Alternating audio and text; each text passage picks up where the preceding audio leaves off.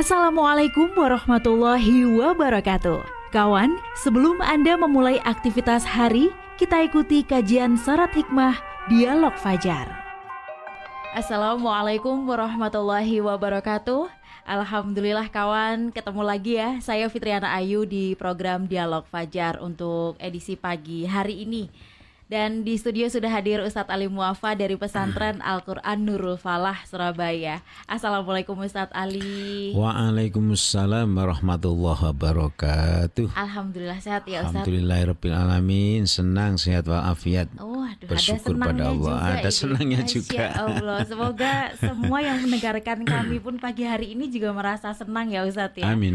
Karena kan kita inginnya kalau sugestinya itu saat bangun pagi itu membuka kembali mata itu dipenuhi dengan kesenangan, keceriaan, keberkahan. Nah itu kan agak-agak susah ya Ustadz. Maksudnya menciptakannya itu, aduh masih ngantuk atau apa. Tapi kita ini memang di setting seperti itu supaya sugestinya seharian itu bakal semuanya lancar gitu ya Ustadz. Apalagi bisa menciptakan subuh yang ceria, Masya Allah. Dan itu gimana dan kenapa Ustadz harus ceria gitu ya? Monggo selengkapnya bersama Ustadz Ali Muafa. Bismillahirrahmanirrahim. Assalamualaikum warahmatullahi wabarakatuh. Waalaikumsalam warahmatullahi wabarakatuh. Bismillahirrahmanirrahim. Alhamdulillahirabbil alamin. Assalatu wassalamu ala rasulihil karim Muhammadin sallallahu alaihi wasallam wa alihi wa sahbihi ajma'in. Kita bersyukur lagi kawan, bersyukur lagi supaya kita juga ingat seperti dialog fajar yang lalu. Ya bersyukur ini menjadikan kita kaya. Tapi khusus saya Mbak Ayu memang luar biasa ya. Jadi saya ketepatan semalam kegiatannya full begitu ya. Alhamdulillah. Tapi pagi ini saya bisa berjamaah dengan santri-santri. Senang mereka, saya pamiti, saya keluar sebentar nak gitu ya. Ternyata naik tol yo, saya iki gak ono mobil sih Jeep belas di atas tol. Berasa punya tol ya. Lah ya itu.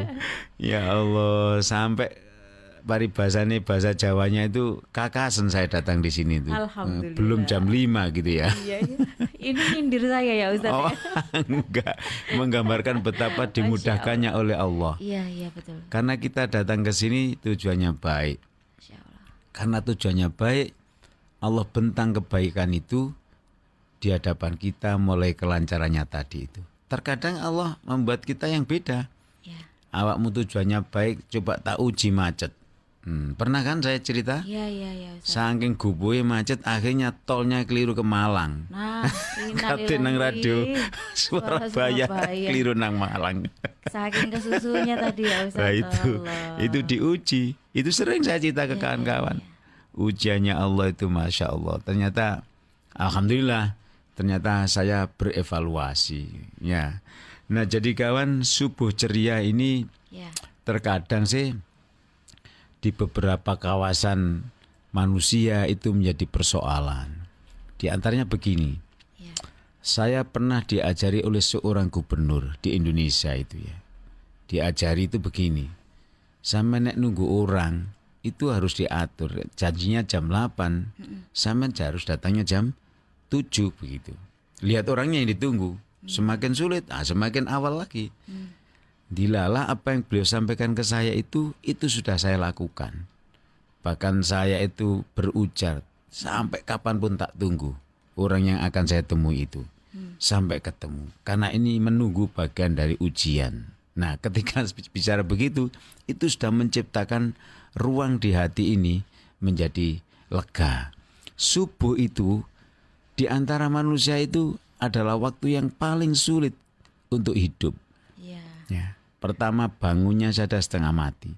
Maka di pesantren kita, Mbak Ayu, kita juga mencari strategi apa yang menjadikan santri-santri ini rindu untuk bisa bangun, bukan bangun subuh, bangunnya itu 1 jam atau 2 jam sebelum subuh untuk sholat tahajud dan lain-lain.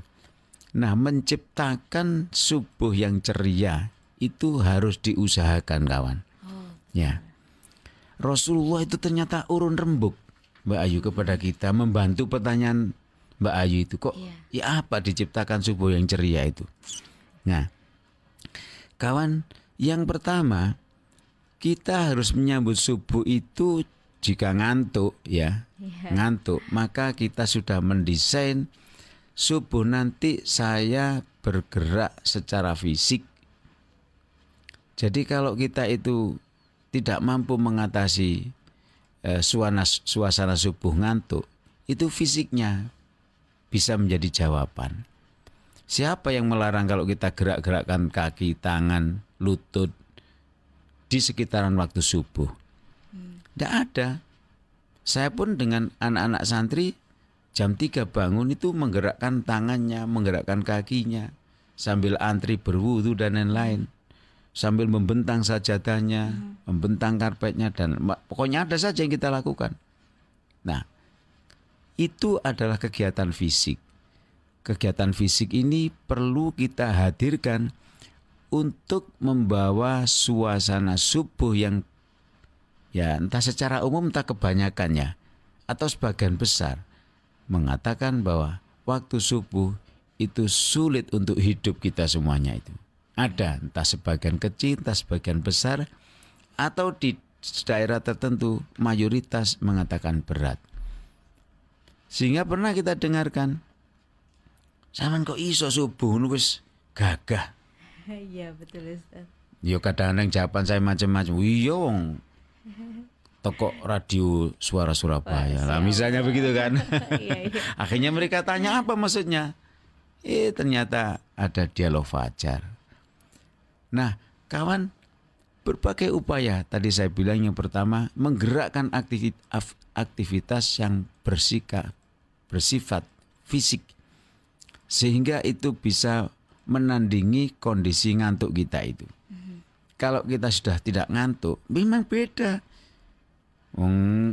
Subuh orang ngantuk itu seperti orang tidak hidup kan? Iya, ngawang gitu. Iya, yes. Dijawil yo gak semaur, begitu misalnya dijak ngomong yo gak nyaut. Nah, begitu kan?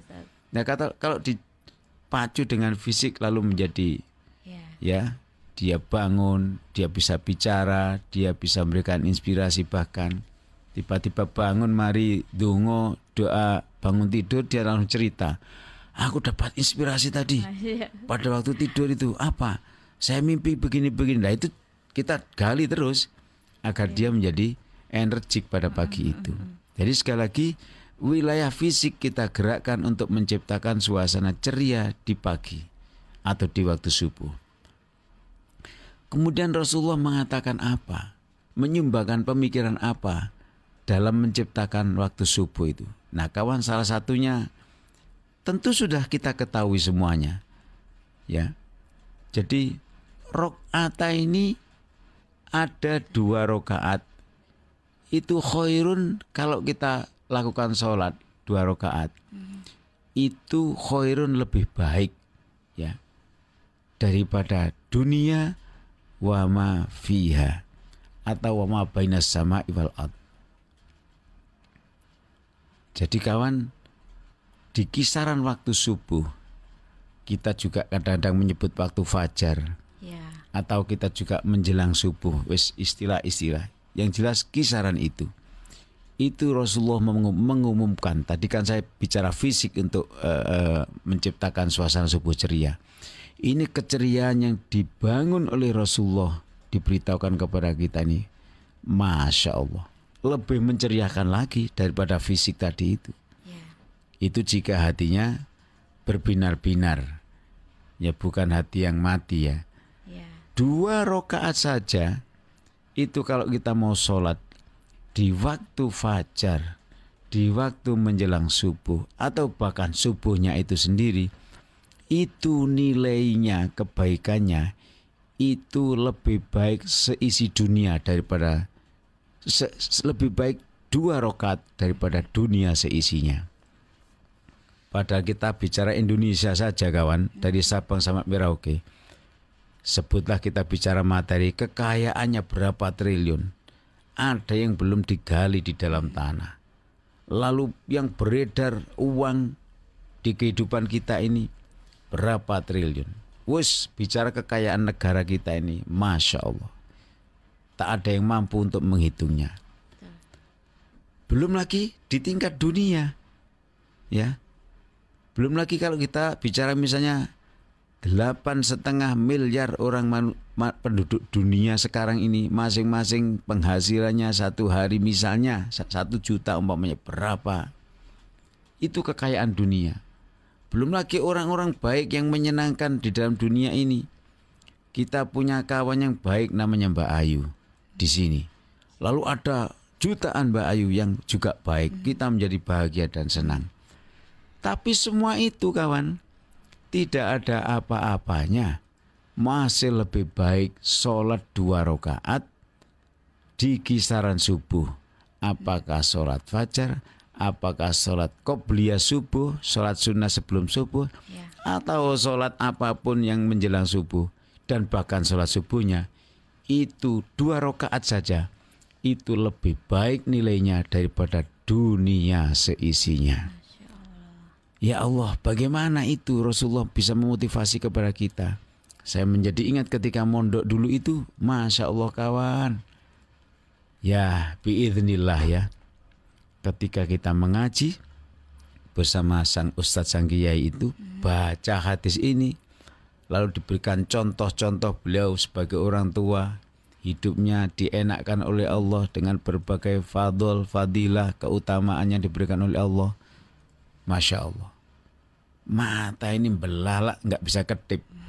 Hati ini rasanya menangis-nangis. Kok gak biyen-biyen aku krungu hadis ini, dan lain-lain. Itu Mbak Ayu namanya proses distribusi ilmu dari sang kiai itu menghunjam dalam hati santrinya.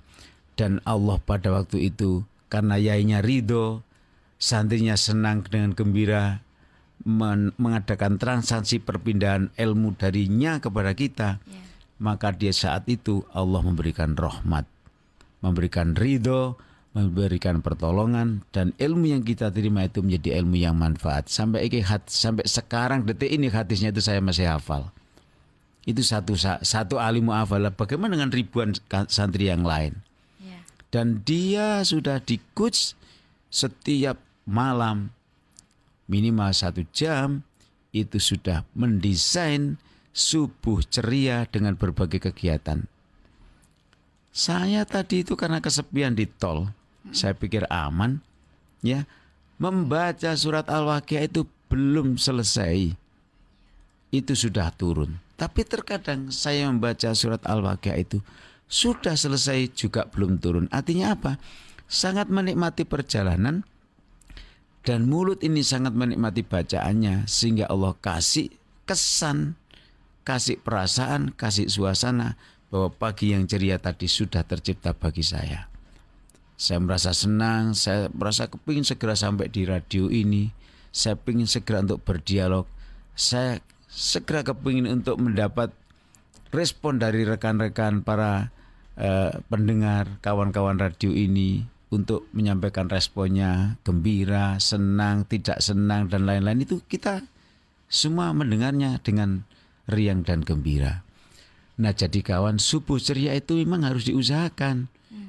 Usaha kita itu nanti berbarengan dengan takdirnya Allah, bahwa kita mampu menciptakan suasana subuh itu inspiratif, ceria, membawa magnet yang hidup kita itu menjadi semangat begitu rupa lah ya. Apa yang mau kita kerjakan yang tadi malam sumpek rek pekerjaan saya berat, tidak. Malah kita tunggu. Karena kita menciptakan dan Allah meridhoi.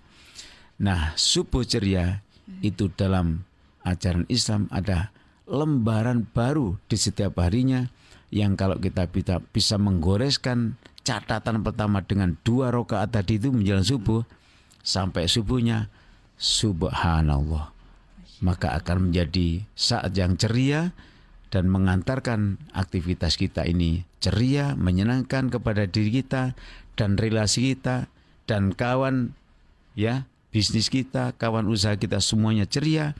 Maka insya Allah hidup kita semakin barokah atas izin dan ridhonya Allah subhanahu wa ta'ala. Amin ya rabbal alamin. Terima kasih Ustadz Ali. Mungkin ada yang belum merasa subuhnya pagi ini tuh belum ceria ya. Nyumpek nong Mas Edi. Iya mungkin Ustadz. Kita bisa mengaplikasikannya besok gitu kan, sudah tahu ya tadi tuh resep-resepnya dari Ustadz Ali ya. Insya Allah kita bisa mengusahakan supaya subuh itu selalu ceria. Amin amin ya rabbal alamin. Demikian juga kawan Dialog Fajar yang ceria ini, dan kita tutup dengan doa kafaratul majlis. Subhanakallahumma wa bihamdika nasyhadu an la ilaha illa anta nastaghfiruka wa natubu ilaik. Demikian saya Fitriana Ayu dan juga Ustadz Ali Mu'affa pamit. Wassalamualaikum warahmatullahi wabarakatuh. Waalaikumsalam warahmatullahi wabarakatuh. Program Dialog Fajar yang baru Anda simak kerjasama Suara Surabaya dan Pesantren Al-Quran Nurul Falah Surabaya, lembaga dakwah yang amanah, profesional, dan berbasis Al-Quran. Pesantren Nurul Falah mencetak guru-guru Al-Quran dengan metode tilawati dan tahfidz Al-Quran. Informasi dan pemberian donasi hubungi 031 828 1278 atau nurulfalah.org. Wassalamualaikum warahmatullahi wabarakatuh.